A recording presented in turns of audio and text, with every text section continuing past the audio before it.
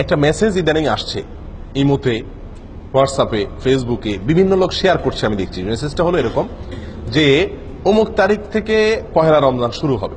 এই সংবাদটা আপনি যদি একজন মানুষকে প্রথম দেন তাহলে আপনার জন্য আল্লাহ জাহান্নাম হারাম করে দিবে। বলেন সুবহানাল্লাহ। আমিন না লিখে যাবেন না, আমিন না বলে যাবেন না। এরকম একটি মেসেজ আমরা ইদানিং দেখছি যে এটি আপনার ফেসবুকে, আপনার ইমোতে, হোয়াটসঅ্যাপে বিভিন্ন জায়গায় মানুষ শেয়ার করতেছে এবং আমার কাছে বহু লোক পাঠাইছে দেখলাম। তো এই যে একটি জিনিস, এটার ভিত্তি কতটুকু?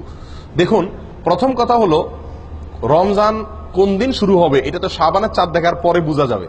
এখনো শাবানের চাঁদ দেখা বহুত বাকি আছে, তার আগে থেকে অমুক তারিখ থেকে রমজান, এটা তাহলে প্রথম একটা মিথ্যা দিয়া শুরু, একটা প্রতারণা দিয়া শুরু।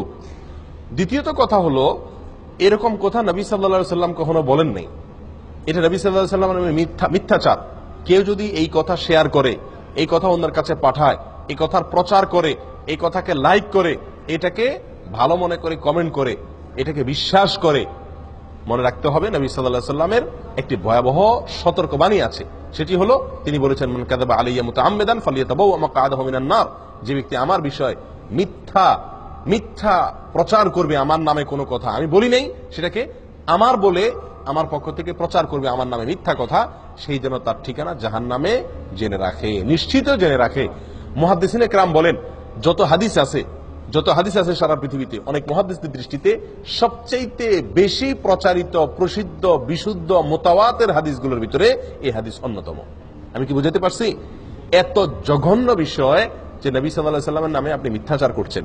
প্রিয় ভাইরা, না বুঝে এই মেসেজটা আমরা অনেকেই শেয়ার করছি, অনেকের কাছে পাঠাচ্ছি, এটাকে বিশ্বাস করছি। মনে রাখতে হবে, এরকম কোন কথার ভিত্তি শরীয়তে নাই।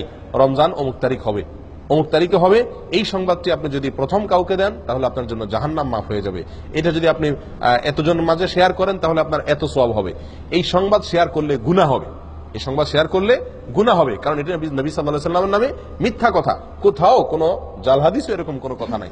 সহিহ হাদিস তো দূরের কথা, কোনো জাল হাদিসেও এরকম কোনো কথা পাওয়া যায় না। এটি সম্পূর্ণ মন গড়া কে বা কারা চালু করেছে। এই সমস্ত মেসেজ থেকে আমাদেরকে সাবধান হওয়া উচিত।